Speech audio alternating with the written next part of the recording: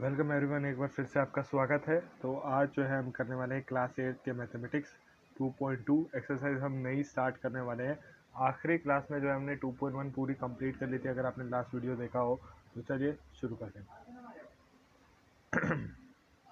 तो गाइस पहला क्वेश्चन अगर देखेंगे तो आप पढ़ सकते हैं यहाँ से कि two numbers are in the ratio of 5:3 if they differ by 18 what are the numbers. तो बेसिकली आपसे यहाँ पे ये पूछा जा रहा है कि दो नंबर है जिनका आपको रेशियो दे दिया गया है। ये 5:3 लिखा गया है। देखिए मैं एक बार दिखा देता हूँ आपको। ये जो लिखा है ना, ये इसको 5:3 पढ़ते हैं। ठीक है गाइस, तो चलिए। तो आपको 5:3 के रेशियो में वो दो नंबर्स दिए हुए हैं। आपको कहा गया है कि दोनों नंबर में 18 अंकों का फर्क है, यानी सॉरी 18 नंबर का फर्क है, सॉरी ओके।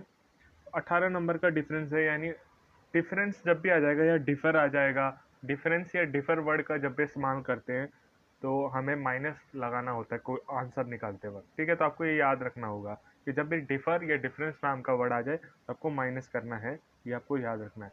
तो इतना आपको बता दिया कि भाई 18 नंबरों का फर्क है, 5:3 रेशियो है, आप नंबर निकाल दो, ये बोल रहा है। तो क्या हमने बोला निकाल देंगे जी। तो आपको देखो करना क्या है। जब भी एक तो पहले आप लिखेंगे let the two numbers 5x and 3x। तो आप बोलेंगे उन दो नंबर को हम 5x और 3x मान रहे हैं। यहाँ पे अगर आप देख सकते हैं, ये देखिए। अब ऐसा क्यों मानते हैं हम हमेशा? ऐसा हम इसलिए मानते हैं, इसके पीछे कोई लॉजिक नहीं है। बस आपको इतना याद रखना है, जब भी रेशियो में कोई दो नंबर्स दिए हुए हैं तो आपको उन्हें x के साथ लिखना है, x जोड़ के लिखना है। ठीक है, तो हम इसे 5x और 3x को ऐसे लिख लेंगे। और उसके बाद देखिए क्वेश्चन किस तरीके से सॉल्व होगा।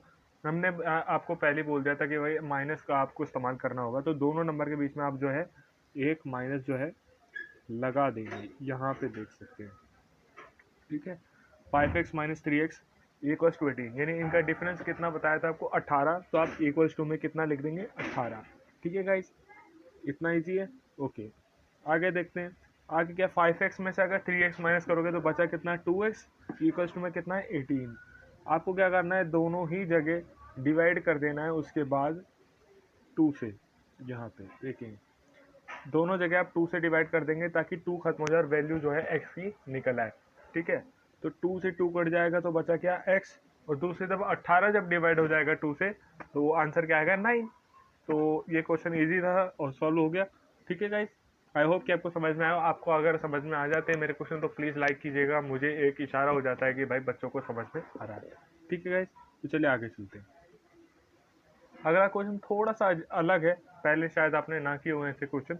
ठीक है, लेकिन इजी है, अलग होता है लेकिन मुश्किल नहीं है इतना। ठीक है गाइस, अगला क्वेश्चन अगर आप पढ़ते हैं तो आगे देखेंगे कि यहाँ पे लिखा हुआ है 3 consecutive integers add up to 51। ठीक है जी, यानी 3 कॉन्जिक्यूटिव इंटीजर्स को आपको ऐड करना है 51 तक। अब बेसिकली इसका मतलब क्या है, कॉन्जिक्यूटिव इंटीजर्स क्या होते हैं? पहले तो कॉन्जिक्यूटिव इंटीजर्स तो बाद में आएंगे, पहले हमें ये पता होनी चाहिए कि इंटीजर्स क्या होते हैं। ठीक है, तो इंटीजर्स क्या होते हैं? इंटीजर कोई भी कंप्लीट नंबर होना चाहिए, यानी पूरा नंबर होना चाहिए, पॉइंट पे नहीं होना चाहिए वो नंबर, या बटे में नहीं होना चाहिए नंबर। ठीक है, जैसे 1 2 3 4 5 6, या यही नंबर नेगेटिव में भी हो, -1 -2 -3 -4 -5, पूरा होना चाहिए। माइनस में भी हो या प्लस में हो, दोनों ही इंटीजर्स कहलाते हैं।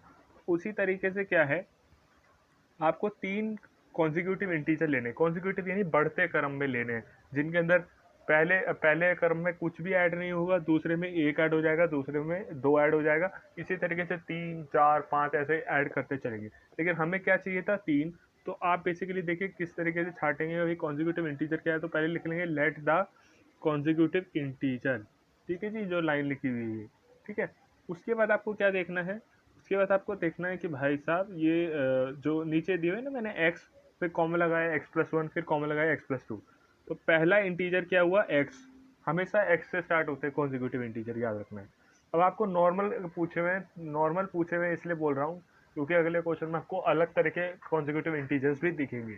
ठीक है, तो सबसे पहला बस 1 ऐड कर दिया, फिर दूसरे तीसरे में 2 ऐड कर दिया, तो आपके ये तीनों जो है क्रिएट हो गए क्या, कॉन्जिक्यूटिव इंटीजर्स।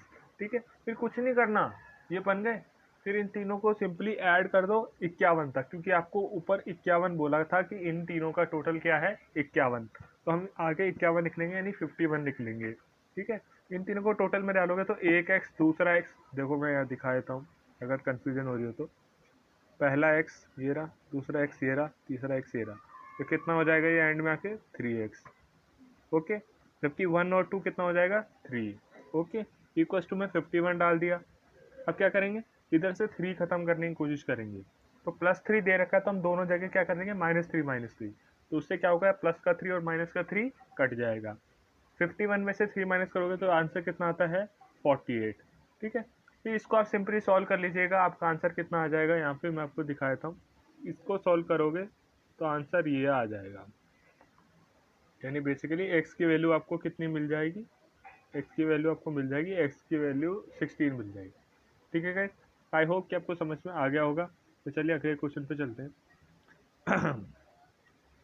हाँ जी, तो यहाँ पे देखिए कहता है कि the sum of 3 consecutive integer. तो पहले पता करो कि सम क्या होता है, शायद आपको पता हो तो अच्छी बात है, अगर नहीं पता तो बता दो। सम को जोड़ कहते हैं यानी ऐड कहते हैं, एडिशन, जोड़। ठीक है, तो आपको 3 कॉन्जिक्यूटिव इंटीजर जोड़ने हैं जो कि 8 वाले हों, 8 वाले हों बेसिकली यहाँ पे लिखा है ना। तो 8 वाले का मतलब है कि 8 का मल्टीपल हो, समझ रहे हैं मेरी बात। 8 का मल्टीपल क्या होता है, पहला क्या 8, 8 का मल्टीपल है कि 8 को 2 से मल्टीप्लाई करोगे तो कितना आ गया 16। फिर तीसरा मल्टीपल पता करोगे तो 8 इंटू 3 किया तो 24। इस तरीके से मल्टीपल निकलते हैं। लेकिन आपको 3 मल्टीपल निकालने हैं, तो जैसे कि मैंने आपको पहले ही बताया था कि जो मल्टीपल होते मतलब जो कॉन्जिक्यूटिव इंटीजर होते हैं उनमें हमेशा पहला एक्स रहता है, फिर एक्स प्लस 8 हो जाएगा। अगर यही 7 पे पूछते तो मल्टीपल क्या बनते हैं एक्स प्लस 7, एक्स प्लस 14। वहीं का 5 पे पूछेंगे तो एक्स प्लस 5, एक्स प्लस 10। यानी आपको उसकी टेबल रिपीट करनी है और कुछ नहीं करना। मैं दोबारा बोल दूं, उसकी टेबल काउंट करनी है और कुछ नहीं करना। तो हमेशा पहला नंबर आप जो है एक्स को ही मान के चलेंगे और किसी को नहीं मानना है आपको। ठीक है जी, एक्स को ही मानेंगे आप। ठीक है जी, ओके।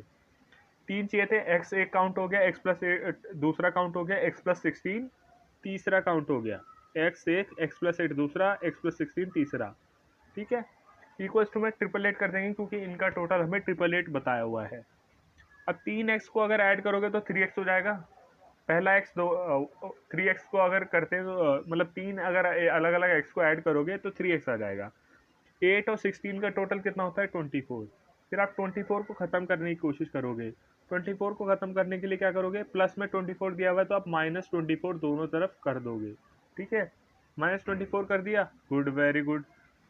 उसके बाद क्या करेंगे जी, उसके बाद आपको क्या करना है, 3x बच गया एक साइड, और 888 में से 24 माइनस अगर करते हो आप तो आपको यहाँ पे आंसर दिख जाएगा, मैंने सॉल्व किया हुआ है। ठीक है, यहाँ पे देख सकते हो। ठीक है, माइनस करके आ गया 864।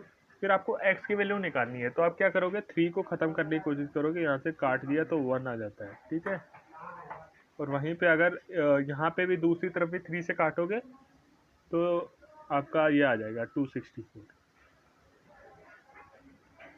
आई होप कि आपको समझ में आ रहा है। ठीक है,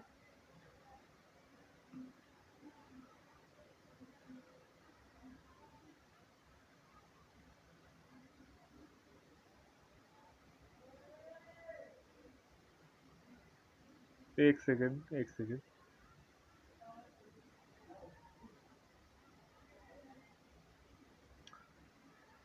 यहाँ पे शायद गलती है कुछ, तो आप इसे काट के देख लीजिएगा और सही आंसर क्या आ रहा है वो निकाल लीजिएगा। ठीक है, शायद गलती है यहाँ पे। ठीक है, या तो मैं ही बता देता हूँ, रुक जाओ।